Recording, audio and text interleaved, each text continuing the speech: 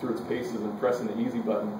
And if you believe there's one, there's probably a lot of vendors that want to try to sell you also software that kind of fits that mindset. It's definitely work, and just because you see something look fluid and kind of the final product, there's a lot of work that goes into and behind the scenes.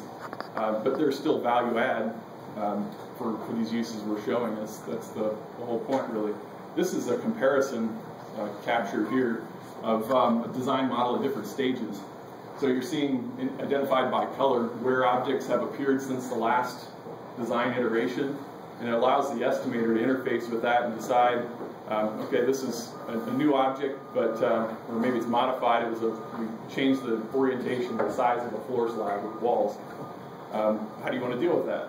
How do you want to compensate for reduced square footage or increased linear footage of walls and so it's a way of keeping track of design changes and being able to respond and collaborate with the design team more closely to real time with interaction. The old way of doing this would have been a design package comes out, you've got 2D documents, folks in estimating, you go through a material takeoff process, and kind of top to bottom, take off the whole thing, and you've got that iteration captured. It could be weeks or months later, maybe there's another design iteration, significant design package issued, and you go through the same process again. On some projects, that happens 4 times, 5 times, maybe even more.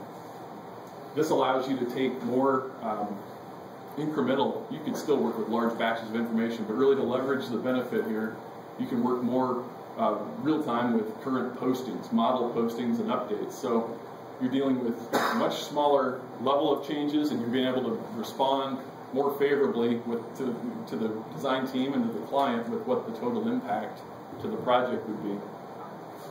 So it's not taking the brain away from the process. There's definitely an art and a science to estimating, but it's trying to leverage the things that the computer is good at, which is counting and classifying and keeping organized.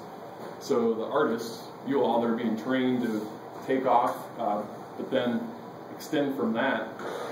You need to determine what site-specific things are happening that cause this cubic yard of concrete here to be less expensive, more risky to place, or less than this. So that's where the computer is not likely to take over your job. So estimators, don't be scared.